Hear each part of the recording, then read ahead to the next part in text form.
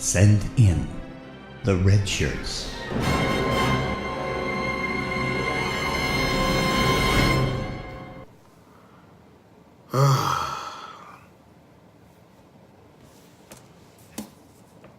Hey everybody, this is Q Storm. I'm unshaven, unkempt, because let's just say I'm doing my impersonation of Star Trek Discovery's writing room. I just don't care. I don't care. I don't. They don't care, and I don't care. So what am I talking about? I'm talking about this garbage, ridiculous, stupid latest episode of Star Trek Discovery. I don't even remember the name of it. It's not worth my while going to look it up. It'll be in the title or wherever the title is, and on the page that you're checking out this review on. Easily the worst of this season, arguably the worst of the entire series. I'm not even gonna, I got my notes right here. I'm not even gonna pretend that I'm not reading off of them. What do I got here? I'm just gonna go down the line. Like I said, I don't care. Let's see. First thing, stop with the freaking gimbal shots. It's getting ridiculous. I know this episode was directed by Jonathan Frakes. Just proves to me that the directors really have to kowtow to what the producers want, because Frakes has never used that technique in any of the other things he's directed. It's just kind of galling when the aesthetic of this show, which seems to just take dumps on Star Trek in total, that aesthetic is being forced on people who I would consider to be icons or true stewards of Star Trek, like Mr. Jonathan Frakes. Pike. I'm done with this character. Anson Mount, he has a great look. He's a decent actor. What they're writing him to do or what he's being given to do makes him, in my opinion, I'll put him on a list of one of the worst starship captains in Star Trek history. Why? Admiral Cornwell boards the ship, and she demands to see Spock, and she's allowed to interrogate Spock without the captain present. Okay. That right there is kind of a slap in the face to his authority, which he does not counter. Pike tells Michael Burnham, under any circumstances, no circumstances are you to have contact with Spock. That's an order. The very next scene, Michael Burnham, who I'm liking less and less as a character and as a person, disobeys her captain's orders and enters the interrogation. The one that I just said, Captain Pike himself is not present at. I mentioned Cornwell, another character that I don't like anymore, based on her actions in the season 1, given what she was willing to do to defeat the Klingons. There's that. And here, where she, as I just mentioned, she tells Pike, even though Pike is in command of the Discovery, that she wants to see Spock and he can't be present. Basically undercutting the captain. I guess there's no command structure anymore. Not only that, we have a scene where Discovery approaches Section 31's headquarters, and they have a lot of mines that they have to get through. And it's at that moment that Cornwell decides to let the crew and the captain know at the same time, oh, by the way, you can't raise your shields. Why? Well, because the shields would attract the mines, and, that would be bad. Admiral, you didn't think that you should have possibly mentioned this to me before? Because in real Star Trek, that being TNG, TOS, DS9, or Voyager, or Enterprise even, we would have had a scene where the captain and the senior staff officers would have had a meeting in either the captain's ready room or the conference room, where they would plan their attack, or they would reveal all information after they first saw the mines. Or, as my friends on Midnight's Edge postulated, they would easily, if we had Geordi, Data, or anybody from the other shows, they would have said, we can modify a probe to have a magnetic resonance, shoot the probe out, and it'll attract the mines. You know why they didn't do that on this episode? Because to do something like that would mean that the contingent that has their heads buried in their cell phones, they wouldn't be able to hear a lot of explosions and noises that would make them look up and pay attention. It would also mean that the writers would have to then do away with an action scene that would eat up a good, I don't know, 2-3 minutes, and they would actually have to write something.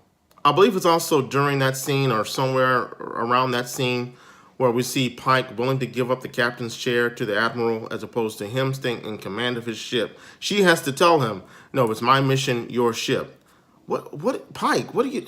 I don't get it, man. So, I mean, why wouldn't you just stay in command and follow the admiral's orders? But you would still be talking to your crew, giving orders to your crew. The admiral will be giving orders to you.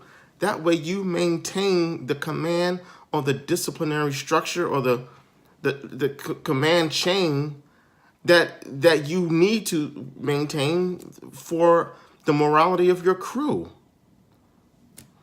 Two other scenes I want to mention that to me just show how Pike is a totally ineffective starship captain, where he gets into his feelings and confronts Cornwell on the bridge in front of the crew and makes an insinuation that she was challenging his capability because he stayed out of the war. And she says to him, "No, it's because the Enterprise was the best of the fleet and we did not want to have you at risk." So now he looks petty in front of the crew. Then on top of that, to add insult to injury, she says, "No, but you get off my ass and let me do my mission," in front of the crew. And to finish off how Pike is totally ineffective as a starship captain, at least the way he's written, when Michael, of course, comes up with the solution to how they can defeat the mines, she basically reveals that they have to throw in a pattern of uncertainty or something like that because they have to treat it like a game and they have to confuse the computer called control. Oh, I'm going to get to that. They have to confuse the computer so it can't predict their moves. So the captain, instead of showing that he has a toolbox full of maneuvers, evasive maneuvers, or combat maneuvers, whatever, he turns to the crew. "Okay, Owosakun, what maneuver do you have? Deborah, how about you? Saru, how about you? Michael, you got one? Tilly, you got one?" He may not have asked Tilly, I don't know. But you're the captain, man. You're supposed to be telling them. But we're in an era where everyone has to get a trophy. Everyone has to feel good. It's all about your feelings. So yeah, Pike, for me, Pike is done. It's a wrap for him. I don't blame Anson Mount. He has a great look. He's a good actor, decent actor. I just feel like he's being written to do crap, and part of that is, and I'll make this brief, it's because they chose to put the POV in Michael, from Michael. They chose to use the perspective of Michael Burnham as opposed to the captain, like every other Star Trek series has done. And that, while it intrigued me when I first heard that they were going to do that before Discovery was debuted, I thought that was interesting. I was concerned about it, and it turns out I have every right. My concern was justified because this conceit that they have induced in the show, it undercuts the captain. Briefly, there's a scene in an episode, maybe 2-3 episodes ago, where Captain Pike and Burnham are walking down the hallway to meet Ash, and when they get to the mess hall where Ash is waiting, the captain says, "Now, he murdered an officer, a Starfleet officer." And Burnham's like, "I think I can get to him, sir." And the captain, who has an acknowledged murderer, whether he did it in his right mind or not, but someone who killed someone who is a danger to the ship potentially, leaves Burnham, who's just a specialist. I don't even know what her position is. He leaves Burnham to talk to this guy, and I'll be over here. I'll be doing something over here. You go talk to him, Burnham. To paraphrase Killmonger from the Black Panther, is this your captain? Is this your captain? Oh, here's another reason I'm kind of done with Captain Pike. And it involves Tilly, another complaint I have. Tilly, a character that I liked when I first met her. I loved when we saw her Mirror Universe incarnation.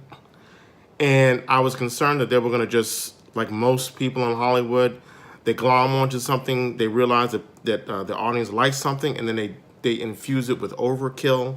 Well, I can't stand Tilly anymore. I hate her. Okay, I would rather have seen Tilly in the airlock than Arium. Let's just put it that way.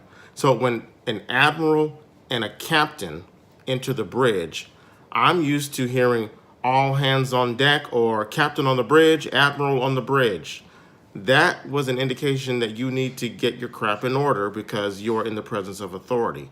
What happens here when both an admiral and a captain walk onto the bridge? You get Tilly. Oh, admiral, captain. I want to talk to you about something.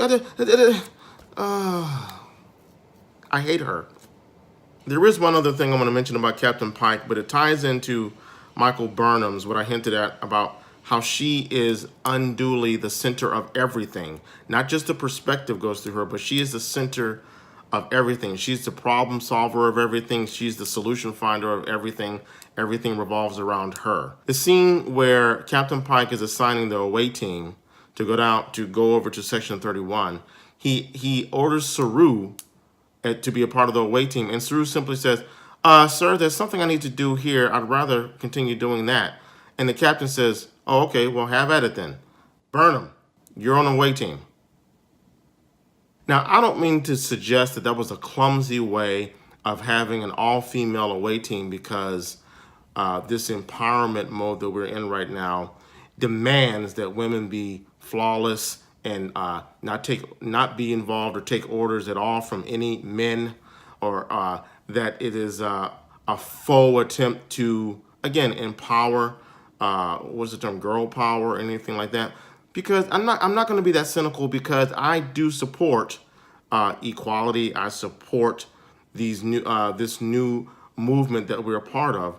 But I don't like it when it's foisted upon us and it just comes off as pandering and not organic. I don't like that. As far as I recall, there was no reason Saru, or no legitimate reason Saru couldn't have gone down on that away team. Unless, was it because he was too busy looking at heat signatures that apparently now all living things emit, and they all change. He can make that statement about all living things throughout the galaxy, that they all emit a heat signature, even cold-blooded creatures. Okay, whatever. I don't buy it, and that's why I just thought it was crap. I think it's crap that they are pigeonholing or wedging Burnham into situations so that she can be in the lead, because the show is through her POV. And I do think there's an agenda. Now, I don't think the agenda is a bad one, but it's bad when it's written bad. By the way, when Saru mentioned that ridiculous scientific pseudobabble, and let me just say, whenever these writers try to inject classic Trek pseudoscience, they fail miserably. It's embarrassing. When he says that all living creatures exhibit or emit a heat signature and it changes when they're under stress, which is really dumb, because how can you know that for every living creature? Is he looking at the the holographic images that we later found out were generated by Control? Oh, I'm going to get to that. So how would you expect to see heat signatures from that imagery? One more nitpick, and I'm going to move on to the really heavy-hitting stuff. I now realize why I really don't like this bridge, why it doesn't work for me. And maybe it was on a subconscious level. But if I'm not mistaken, there's a shot where Tilly follows someone over to their workstation, and the camera actually moves from their feet up to them, because these cameras are constantly moving for no reason. But I'm thinking, that's why you don't really design a bridge to be so freaking big. Because if you're in a pitched battle and one of your officers gets taken out through the sparks that, fly through from the board when they get hit by a phaser blast or a torpedo, and that officer gets taken out, you don't really want another officer who has to take over that position to have to walk a mile to get over there, so that it takes all that time to get that position back up and running. So yeah, just another small, now that's a nitpick. Now for the heavy hitting stuff. So we are a season and a half, I'm assuming that we are close to the mid-season point now, into this series. And it is in this episode for the first time that we learn that there is a central control computer where admirals, and apparently only admirals, okay, they enter data into the computer so that the computer can spit out a possible solution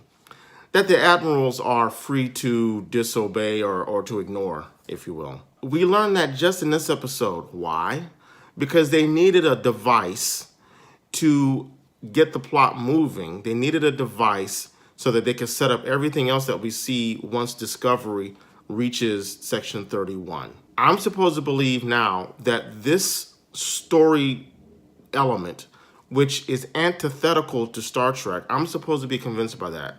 Because in all of the other series of Star Trek, you know, all of the Berman era Trek that I've seen, and the Roddenberry Trek, particularly the Roddenberry Trek that I've seen, the theme, one of the overwhelming themes was how humanity has overcome technology, how humanity has caused technology to bend to its will. I mean, you can look at, what was that one episode of the original series? I can't remember the name of it, but it was where society was ruled by a dominating ruler who was behind a cave, and Captain Kirk and his crew, they go into the cave and they find out that it's a computer. There was another episode in original series where there was this floating, I forget the name of it, not the Doomsday Machine, but there was this device that was floating around the Enterprise that was causing havoc. And, you know, it was a technological device, and they defeated it. The thing being, again, humanity can overcome technology, even though technology is necessary. We can look at Star Trek: The Motion Picture. I know a lot of you don't want to have to look at that movie. I can enjoy it for what it is because I'm a Star Trek fan. That was the whole thing. That was one of the major themes of that film. It took humanity to answer V'ger's question. The technology needed the human component. And of course, TNG, you have Commander Data, a machine who strives to be human. So to then tell me in this episode 9 of season 2, that there's this central computer that Starfleet inputs data into is ridiculous. If you're going to rewrite or retcon Trek canon, whatever version of canon you're trying to do, because you're creating canon, you just created this out of thin air. At least make it fit to what Trek is all about, because then it truly is not Trek. That whole concept is one of the most non-Trek things you could have done in this series to show me that you're really not about what Star Trek is about. Next big thing. All the scenes between Spock and Michael just didn't work for me at all. They all rung hollow. I didn't give a damn about anything they were talking about. First of all, so we got a Spock now that's talking, interacting. I don't like him. That's it. He's done. Get rid of the Bieber hair. Get rid of the beard. Get rid of him. If they wanted to make this Spock kind of based on the Spock from The Cage, who we see smile, and that's why they did the montage where they had the picture of Spock smiling to show that he does have emotions. Okay, fine. But I don't believe for a second that this Spock is so petty that because Michael walked out on him as a child, that he would be so angry. And it just goes to show how Michael Burnham is always the center of everything in this series. So now we are supposed to believe, or we're being fed, that Michael Burnham played a part in shaping the character of Spock. That is sacrilegious. Writers, I'm telling you, I don't need you injecting any backstory into Spock other than what I already have seen. Don't do it. Michael should be having no effect on Spock. Michael shouldn't even be related to Spock. So don't do that. That is just, now you're cutting at the undercore of what Star Trek is, along with this stupid control thing that you invented for this episode and will probably never hear about ever again. Now, here's another thing that convinces me these writers don't have a clue about how to write a good narrative. Arium. How many times have I seen online, or have I discussed myself or with my fellow red shirts, that, okay, that character doesn't look like she belongs in this timeline. She looks a little augmented. She looks a little cyborgish, which We never saw it in the original series, but I guess I gotta let that go because it's clear that they're doubling down on basically giving the big middle finger to technology canon, okay? So, be that as it may, the character was a visually interesting character whose name I only resonated with, or who I could only start to really name her or had a cognizance of who she was within the last 4 or 5 episodes. Okay? So, what I mean to say is that as interesting as she was, and I wanted to know about her backstory, why she looks that way, we don't get any of that. We get very little of that. Oh, but wait, we get one scene or one clip that's played twice in this episode where we see what the writers consider to be enough backstory for us to care about her so that we will actually feel something when she dies. Writers, you failed. If I can refer to that other iconic sci-fi franchise, you Boba Fetted this character. You Darth Mauled this character. And what I mean is, oh, wow, this guy, he's got a red face and black stripes, and he's got a double-edged lightsaber, and he's doing martial arts. Oh, that's dope. Oh, what? He's dead. Huh? He's dead. Okay. So you created this character who looks cool, sounds cool, great visual design, great look, and I'm looking forward to getting an episode about her. In the teaser, you have her choking out Michael Burnham, which a lot of fans probably would have been happy to see, and you kill her. Okay. Maybe the writer's incompetence is going to double back on them, where they kill Ariam, and they do her like they did Culber. Maybe Ariam's going to come back. You know what? It's going to be too late. I still won't care. Oh, and by the way, this is the second time we see Michael cry or get emotional over a character, and I'm like, why? Why? Writers, you have to invest the audience if you want the audience to care. You gave me nothing to invest in. I barely knew who Ariam was. You insulted me by showing her walking on the beach with her new husband and then giving me a throwaway line saying, the shuttle crashed. Oh, and that's all I need to understand why she looks that way, why she has to download her memories to make room for new memories. That explains how her physiology works, how her augmented biology works. I don't need to know any of that. I don't need to know about what happened to her husband. Did they stay together or did he leave her? I don't need to know any of these things that would have actually created a three-dimensional character that would have been more three-dimensional than almost even Michael Burnham. But you killed her. Look at Voyager, for example. If these writers had been brought on to write for that series when 7 of 9 was brought on board, we'd see her in the tight suit. We'd see her with the Borg ocular implant. And that's all we would get. We would just get, oh, there's this hot chick who looks like she's affiliated with Borg somehow. We might not even get her name. We wouldn't see her going into the Borg regenerator where this human now has to sleep because she has Borg implants through her body. We wouldn't get any of that, but they would probably kill her off, and we would be like, oh, they killed a character. No, I'd still be like, oh, she was hot, but I didn't care. Didn't care. They developed the character. That's what these writers don't seem to understand. All characters matter. Okay, so now I've got a critic over here who wants to correct me about Ariam's husband. Her husband died, so. And who are you? Yeah, get out of here. Okay, he's right. They did say that the husband was killed. I don't care.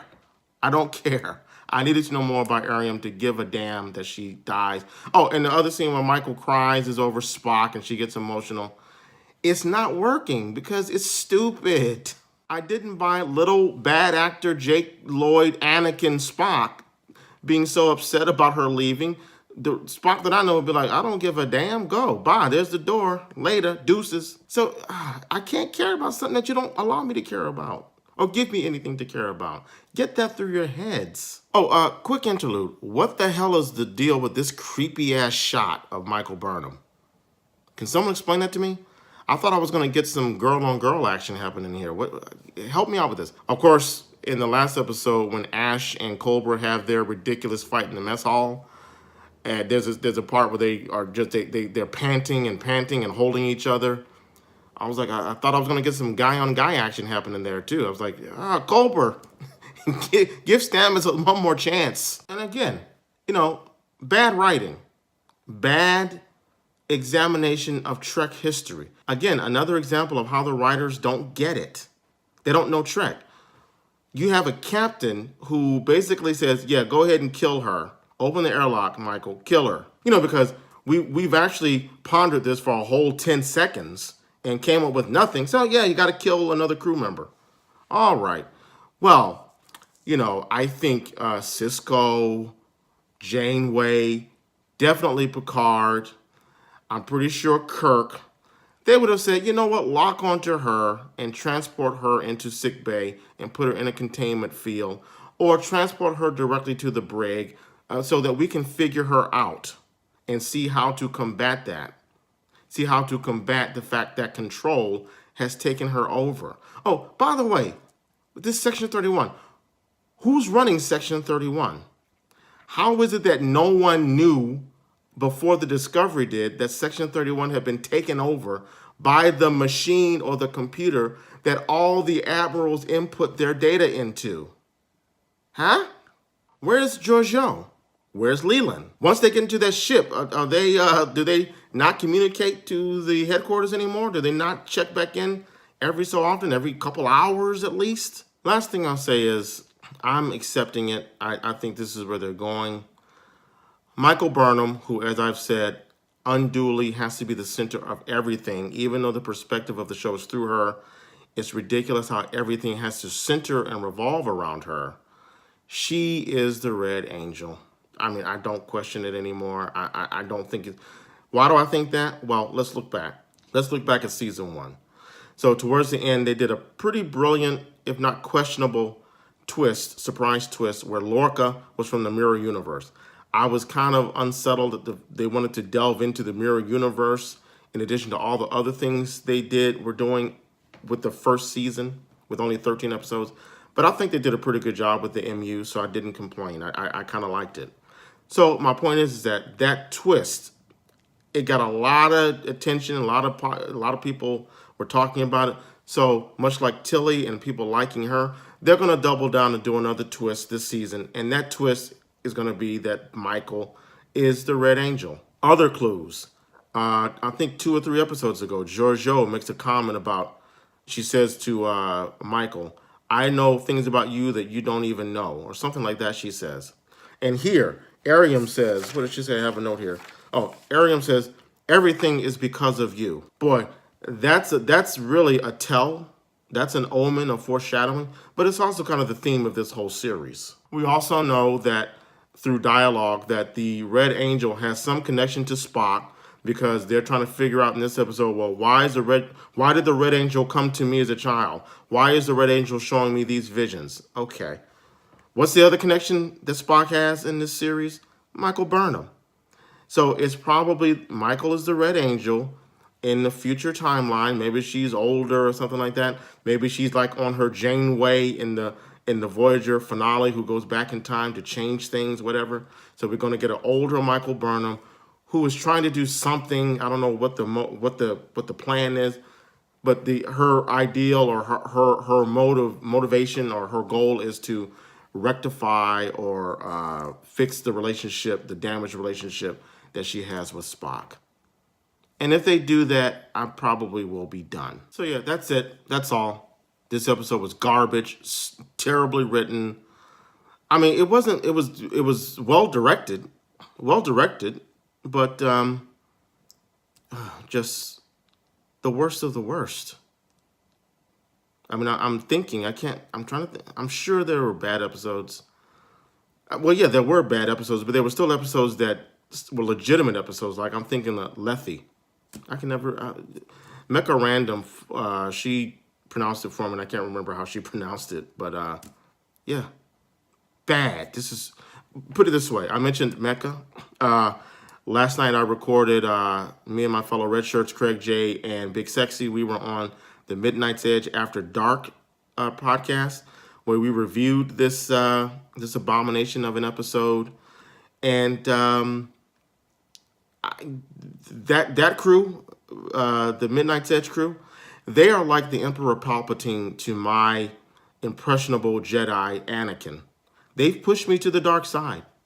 They have. This episode, much like watching Leaving Neverland, kind of cemented where I stand. I feel violated, much like, no, I'm not going to make that joke, but I feel violated because I defended this show all through season 1, because I still think season 1 was generally a good show once I put aside my prejudices about how it wasn't the Star Trek I'm familiar with. This season, not only is it the Star Trek I'm not familiar with, but it's bad writing, bad characterization, bad technology, bad science, bad captains, bad protocol, everything. Bad. Let me also say, unlike all the other series, TOS, Enterprise, Voyager, DS9, TNG, those series, I wanted to be in that world. I wanted to walk the bridge of the Enterprise or the Defiant or Voyager.